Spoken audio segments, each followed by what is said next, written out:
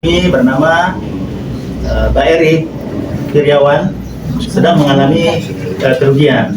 Nah, kerugian ini diawali dari ada rekan bisnis, ya sebenarnya tidak ada riwayat bisnis sebetulnya, tapi karena perkawanan lalu akhirnya pinjam uang, kemudian akhirnya tahu-tahu tidak kembali, dijanjikan dengan cara tidak ada risiko, lalu dijanjikan juga untuk ada properti kita bisa bangun sama-sama dan unit kita jual lalu menghasilkan. Nah, panjang ceritanya akhirnya setelah 4 tahun akhirnya hingga saat ini tidak ada jalan keluar dan tidak ada penyelesaian. Lalu kami melakukan teguran secara hukum, ada somasi 1 dan somasi 2 kami sudah sampaikan. Di akhir tahun 2024 kami sampaikan somasi, tidak ada tanggapan dari Pak DW, ya Pak DW. Nah, lalu di awal Januari 2026 kami sampaikan somasi kedua, tetap juga diabaikan. Lalu pada tanggal 14 Januari kami akhirnya melaporkan kejadian ini, kerugian ini ke kepolisian. Ya. Yang dijanjikan itu berbentuk apa dan nominalnya berapa? Oh ya, jadi dijanjikan itu adalah dia bilang katanya, oh ini, ayo kerjasama, kita mau bangun tempat klaster-klaster. Lalu ada juga bilang, ayo kita ke Telaga Kahuripan, di situ ada sekolah internasional, itu ada sekolah premium, sekolah favorit, namanya Madian itu kalau nggak salah ya. Nah, di sana dibawa klien saya foto-foto, dia bilang fotonya ada mungkin coba yang ini, oh ya, nah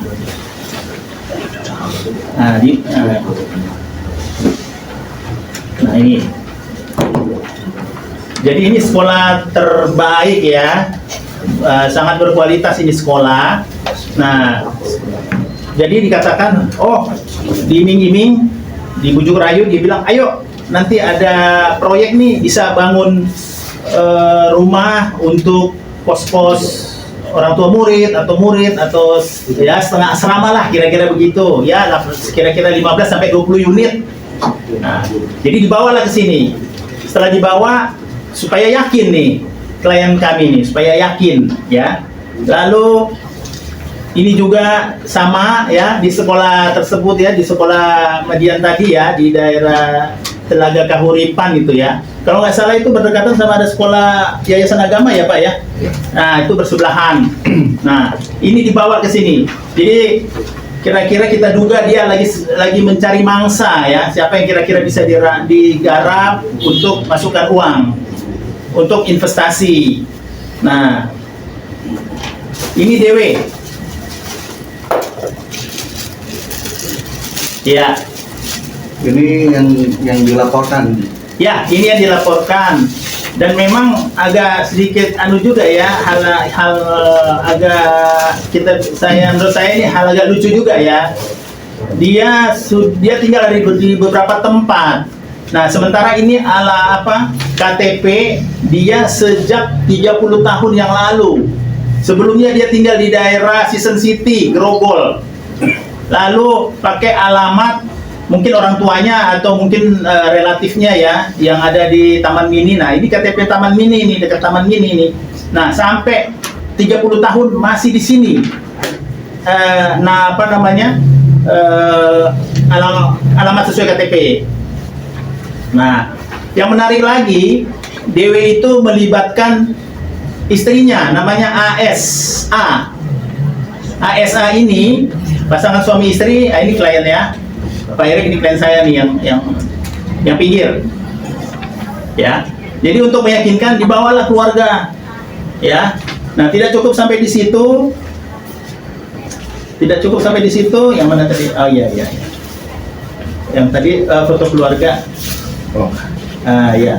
Tidak cukup sampai di situ, dia bawa keluarganya, ketemu klien kami, ya. Nah, kebetulan anaknya itu adalah selebgram ya, orang terkenal lah ya, selebritis ya, setara selebritis lah ya. Ada 2 itu anaknya, ada namanya OB ada namanya KH ya. Nah itu dibawa dua-dua sama istrinya juga berempat ketemu klien saya. Untuk apa? Supaya meyakinkan Pak Erik klien saya. Nah lalu istrinya ada buat tuh, ayo nih kami bawa nih ada kue nastar ya, dikasih oleh-oleh ya biar lebih yakin ya, satu keluarga datang ya. Dan kami juga ada rekamannya di sini bahwa Dewi itu melibatkan kedua anaknya gitu dalam bisnis ini, rekamannya ada. Nah artinya kami bisa berkesimpulan kenapa sampai dia bawa keluarga, artinya supaya klien saya yakin, oh ternyata anak-anaknya punya penghasilan, punya pekerjaan, tidak mungkinlah uang kamu tertipu hilang ya. Pokoknya sabar, store. Nah ini yang YouTuber ya, yang selebgram ya. OB namanya ya, OA namanya OA. Nah ini yang proyek-proyek yang dijanjikan. Oh ini sipil sedang ada pekerjaan ya. Tapi akhirnya fiktif juga nih, tidak ada hasil juga. Kita lihat ke sana mangkrak juga proyek-proyeknya. Ya. Nah, ini sama ya. Ini dengan yayasan ya, sekolah yang terbaik ya. Ya di sini lalu akhirnya kami buat laporan. Oh ya, sebelumnya ini surat kuasanya. Ya. Oke. Ini laporan polisi yang kami minta ya. Ini sudah dapat ya. Kita sedang menunggu nih bagaimana kelanjutannya. Rencananya nanti mau ada BAP awal ya, ada pemeriksaan awal ya. Ya Pak Erik ya. Ada yang mau disampaikan dulu untuk sementara? Silakan Pak Erik. Ya, terima kasih untuk waktunya Bapak Ibu semua, rekan-rekan media ya. Ya di sini yang saya lakukan adalah untuk bisa mendapatkan hak saya ya. Karena pintu saya saat ini komunikasi saya ditutup satu keluarga dari inisial DW sendiri, istrinya dan keluarganya semua yang awalnya bertemu saya sangat baik sekali. Yang ditunjukkan ada Rara Tama, keluarga yang harmonis, cukup baik, cukup menyentuh emosi saya lah secara pribadi. Dan juga kenapa saya lakukan hal ini? Ya pertama, saya punya pertimbangan adalah tidak adanya resiko ya yang ditawarkan DW dan juga yang ditampilkan keluarganya ya. Jadi yang ditampilkan oleh DW, kenapa saya mau melakukan hal ini? Pertama adalah secara finansial dia cukup. Apa yang dia ngomong gitu, dia selalu ngomong ucap berulang-ulang sebenarnya dengan apa yang dia ada, sebenarnya dia nggak perlu kerja seumur itu. Gambarannya artinya dia punya kemampuan secara finansial. Nah kedua adalah dia menawarkan satu emosi di sini. Jadi dia nawarkan adalah sentuhan pribadi, emosi, artinya dia mengajak saya untuk kita pikir untuk masa depan yang aman, ya kan, kita punya bisnis sendiri dan lain-lain ya, dimana saya nggak paham dunianya ranah apa yang dia ngomongkan, saya nggak ngerti, tapi yang dimainkan emosi. Kedua juga dia menjanjikan suatu keamanan maksimal, dimana dia menjanjikan adalah jaminan sertifikat notarial dan akan ditandatangani oleh keluarganya dan juga anak pun disertakan. Ya itu yang membuat saya bisa bergerak ya. Kedua juga dia mainkan emosi saya, dimana dia ada hutang piutang dengan tetangganya, dimana itu Hamin satu yang dia cerita ya, itu jadi ada sedikit desakan ke saya senilai 225 juta bahwa dia jaminkan sertifikatnya dia yang di proyeknya yang digambar ini itu akan dieksekusi oleh pemberi hutang, namanya inisialnya B kali ya, tetangganya dia. Nah jadi desakan ini dia bilang ayolah ini proyeknya bagus banget, aman banget. Karena saya terus terang saya tidak siap dengan resiko. Jadi yang dia gambarkan adalah super aman sekali, ada jaminan, notaris, dan desakan. Karena kalau enggak akan dieksekusi dia punya aset. Jadi pada H-1 itu juga langsung saya transfer dana 225 juta awalnya, ya. Tapi dan dia bilang menjanjikan ini dananya cuma sebentar dan tanpa risiko ya. Jadi mana dia menjanjikan proyek ini bersifatnya karena hanya menggunakan legalitas dan juga menggunakan dana bank, ya. Yang dibicarakan sebenarnya saya nggak kurang paham gitu. Yang saya ngeliat backgroundnya dia pernah di background di suatu properti besar. Yang itu dibicarakan ke saya, diceritakan ke saya, dan juga sebentar dan masuk akal kelihatannya bagi saya gitu, yang dimana saya awam sekali. Ya akhirnya saya memberikan dana itu dengan tapi akhirnya dia mulai berbagai macam ritme. Ya akhirnya saya keluar hampir sejumlah sekian banyak ya, yang tercantum itu 600 juta lebih, dan dimana sebenarnya saya tidak siap untuk dana tersebut karena saya tidak punya dana sekian, yang akhirnya saya mengorbankan aset keluarga saya untuk saya jaminkan dengan bunga yang cukup besar, karena diyakinkan oleh beliau ini aman, tanpa resiko, dan secara emosional di bawah alam sadar saya dia punya kemampuan. Itu yang membuat saya tanpa ragu, ya. Yang dia janjikan ada namanya perjanjian notaris, ditandatangani keluarga, sampai ujung-ujung ada rekening bersama, saya dijanjikan CEO dan lain-lain, apapun nanti keluar pun catatan tangan saya, itu semuanya nol.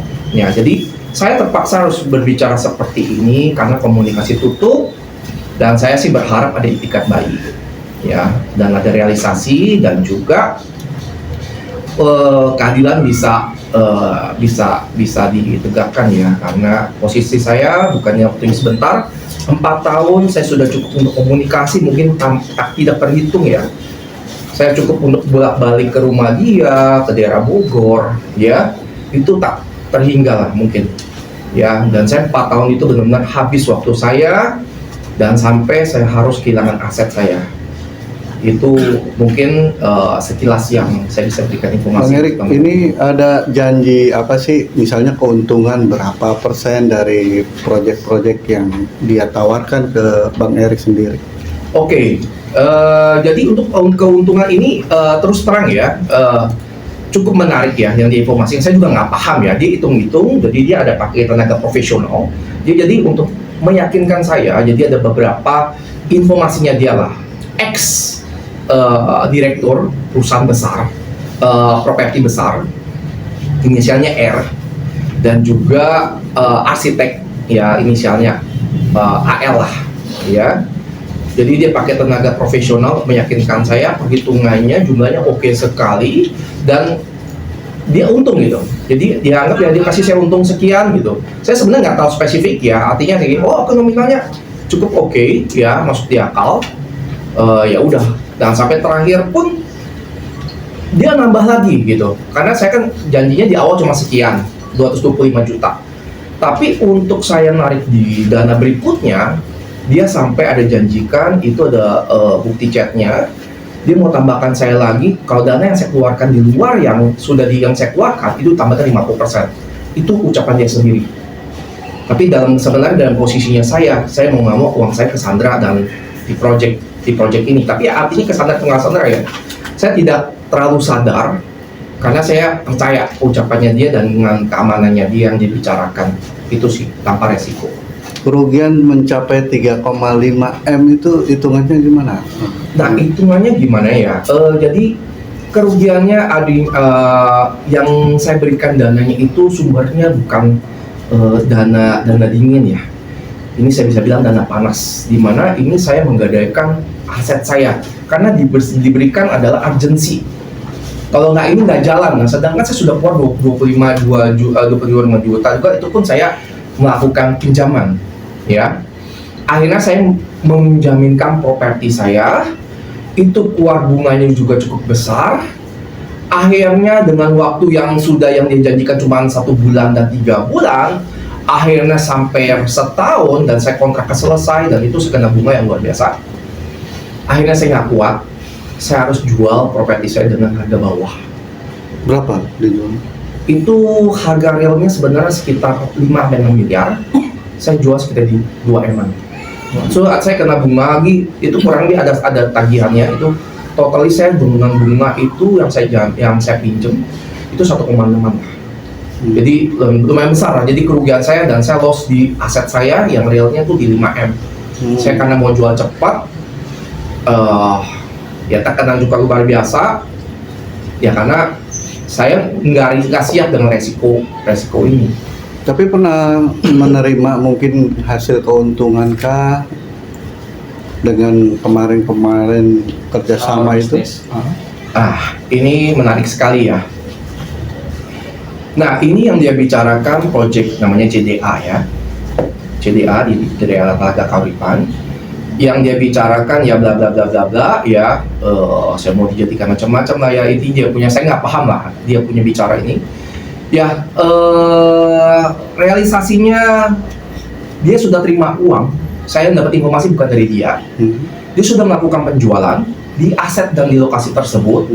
Jadi lahan yang sekitar itu dia sudah jual kafling. Informasi yang saya dengar itu setengah kaflingnya dia 1 miliar lebih. Dan itu aset 3 rumah yang dia jual. Harga yang tertera itu sekitar 1,5-an lah. Bisa bayangin. Informasi saya nggak dapat apapun. Akhirnya saya dapat informasi, saya cukup marah. Saya datangin rumahnya dia. Akhirnya baru sekitar 2024 dia baru transfer saya 13,5 juta. Hanya sekali? Sekali. Itu pun karena saya ketahuan dan saya cukup marah besar gitu. Nah akhirnya dia menjanjikan dia bikin ritme lagi yang lain. Ya ini ya saya nggak paham ya. Jadi ya emang ceritanya terus berulang sih, yang makanya 4 tahun ini terjadi sih. Makanya ini saya rasa sudah batasnya. Saya komunikasi pun ditutup, saya diblokir satu keluarga. Saya coba untuk komunikasi, ya udah, saya mungkin jalan ini mungkin yang terbaik bisa komunikasi sama DW ya. Untuk Aubrey sendiri seperti apa keterlibatannya? Oke, saya dikenalkan sama beliau dan juga dia ini ikut serta di grup yang dibikin sama papanya Dewi, dan dia sebagai penanggung jawab itu ditunjuk sama papanya. Ya jadi saya komunikasi ya secara personal saya cukup apresiasi ya, artinya sosoknya oke. Itu yang membuat saya yakin sih ya, ini semoga baik-baik lah. Jadi saya emang self defense saya sangat rendah karena emosi saya main. Jadi yang ditampilkan adalah keluarga yang baik, cukup bertanggung jawab, agama juga bagus, juga ya dia di grup cukup ikut memantau dan dia tahu kondisinya. Terakhir pun saya berkomunikasi pun sudah tidak ada respon, tidak tentang dua. Berarti di grup dikeluarkan juga? Saya dikeluarkan. Saya dikeluarkan. Nah di OA itu dia ada di grup dan dia sebagai penanggung jawab ditunjuk oleh ayahnya. Gitu. Oke, kalau di Instagram sekarang masih aktif ya? Masih coba untuk DM lewat Instagram? Sudah, semua cara sudah saya lakukan. 4 tahun ini semua jurus sudah saya lakukan. Karena saya tidak mau awal baik-baik, ya sudah akhir baik-baik saja. Gitu. Atau kita bisa bilang bahwa sebetulnya orang tua ini menamengkan dua anaknya sebagai selebgram, sebagai yaitu jaminan atau bentuk kepercayaan supaya percaya kepada orang lain gitu, kepada Anda sendiri sebetulnya. Yang saya dapatkan, emosi saya dapat situ. Kesan saya seperti itu. Karena ya saya ngelihat cukup berprestasi dan juga kemampuan secara finansial, karena DW ini sendiri pun selalu membicarakan bahwa anaknya secara finansial sangat bagus. Jadi dia mendapat jadi BA something, income sekian, rekening sekian, berprestasi, dia jual baju pun harganya sekian, yang wah harganya fantastis. Jadi ya artinya saya sebenarnya keraguan saya itu cukup hilang lah. Ya akhirnya baru saya sadar sekian tahun, ya ternyata ya yang saya gambarkan, apa yang saya bayangkan sangat berbeda sih. Yang nggak tahu ya ini saya rasakan gitu, karena saya tanpa apapun, awal baik-baik pun saya ucapkan pun di chat pun sangat baik, sangat sopan, tanpa ada emosi, karena saya mau menjaga hubungan baik ini gitu. Karena awal emang baik-baik gitu. Selama 4 tahun ini nggak pernah ketemu langsung Ke siapa? ke Dewi. Ke Dewi? Ke Dewi terakhir 2024 itu yang saya cukup marah. Karena saya tahu dia terima uang banyak, dia tidak informasikan ke saya, dan saya cuma minta adalah sesuai yang dijanjikan, jaminannya mana gitu, notaris mana, rekening bersama mana, saya sudah ditarik ulur, dan apa yang dijanjikan semuanya nol gitu. Dia beralasan nggak apa untuk kenapa nggak membayar? Dia selalu yang apa yang dia lakukan adalah sekarang ini, saat ini dia selalu membuat saya bahwa saya partner, saya harus menerima rugi. Oke, risiko ya. Erik, saya mau tanya sedikit nih. Ketika Pak Erik bekerja sama dengan Bapak Dewi ini, apakah ada penandatanganan MOU? Awalnya yang dia janjikan seperti itu, tapi realisasinya satu pun nggak ada. Berarti Anda merasa ditipu? Bisa dibilang begitu, karena nggak sesuai apa yang Oke, dijanjikan. ini laporan kasusnya pidana apa perdata? Mungkin bisa dibicarakan sama Ya silakan kuasa Pak, hukum saya. dijawab Pak. Ya, Karena baik. kita butuh kejelasan juga dalam konferensi pers ini Baik. terkait kemana nanti akan dibawa masalah ini. Ya, jadi kita bisa tempuh perdata, bisa tempuh pidana, tapi untuk sementara kita laporkan dulu, ya. Dan memang ada keganjilan kemarin ini, ada tahun 2002, DW itu store uang di berapa? 13.500.000 Ya. rupiah. 13.500.000 rupiah itu kalau bisa saya simpulkan bahwa yaitu adalah supaya terkesan bahwa perkara ini perdata gitu. Iya. Oh, udah pernah dibayar. Iya. Oh, jadi tidak bisa jadi tuntutan pidana, kira-kira seperti itu. Tapi setelah kami datang ke Polres ya, konseling dengan SPK, dengan reserse yang piket ya, ada di situ beberapa orang ya. Ya, mereka bilang ya ini ada sedikit bolehlah untuk kita terima dulu laporannya, nanti langkah berikutnya tunggu keterangan dari saksi-saksi ya, kira-kira begitu. Oke. Berarti terlapornya siapa aja Pak? Dewe saja atau Iya. sama anak-anak ini? Terlapornya adalah DW, lalu istrinya ASA, lalu kedua anaknya yang masing-masing selebgram itu bernama inisial ya KH, yang besar itu OA, yang kedua KH. Ya, mereka berempat itu yang kita laporkan. Nah sebelum adanya pelaporan ini kan sempat kirim somasi ya. Itu ada respon nggak dari yang bersangkutan soal somasi? Baik, pertama kita kirim somasi ya di akhir tahun, tidak ada tanggapan. Ya, kita sudah kirim ada 7 tempat, bahkan 8, ada 8 tempat itu kita kirim semua fotokopinya. Mana yang nyangkut ya mungkin itu ya, kita tidak mau, jangan sampai dia tidak terima, nanti dia tidak dapat informasi apapun, kita nggak mau begitu. Karena intinya di sini saya mau mendamaikan DW dengan klien saya, itu tujuan saya gitu. Lalu akhirnya tidak ditanggapi. Di awal Januari 2026 saya layangkan somasi kedua. Nah, di somasi kedua ini sama, saya kirimkan juga ke 8 tempat di mana dia berada, baik itu di alamat sesuai KTP ya, di yang katanya ada beberapa rumah, itu masing-masing kita langsung antar sama tangan langsung gitu ya, tidak lewat pos ya, biar cepat bisa diterima. Dan kita sudah sampaikan kepada orang yang nunggu rumah, tolong sampaikan, jangan tidak ya, ini ada surat penting ya, tolong sampaikan. Iya. Nah, kita berharap sudah diterima. Nah, terus baik itu di Sentul, baik itu di mana ya, di tempat-tempat lain ya, ada ya. Ya beberapa tempat sih. Ya, nah, tetap tidak ada tanggapan. Lalu saya bilang sama Pak Erik, coba deh Pak Erik, ini kan si OA ini kan dia aktif di apa namanya medsos dan apa sih ambasador itu apa istilahnya itu? BAB. Brand ambassador ya.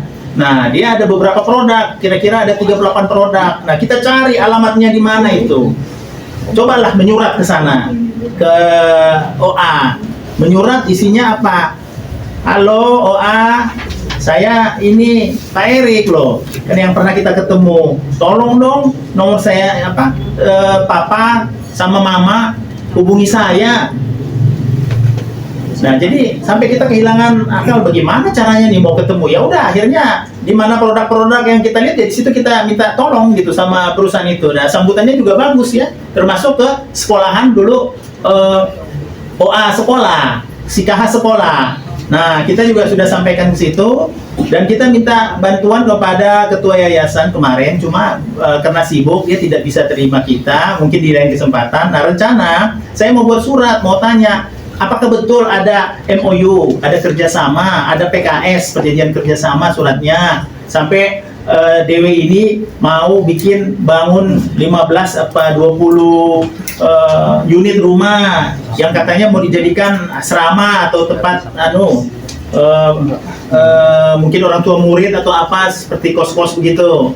Nah, itu belum kita rencana, nanti minggu ini kita akan menyurat ke sana. Kalau sambil kita bertemu dengan stafnya ketua yayasan Madian itu. Ya. Pak pengacara, saya mau tanya sedikit lagi. Apakah dalam hal bisa nyanyi tapi males bernyanyi, sedangkan saya yang nggak bisa nyanyi sangat bersemangat ingin bernyanyi. Kali ini saya paksa dia untuk bernyanyi. Oke? Nah, satu lagi Bang, yang lain.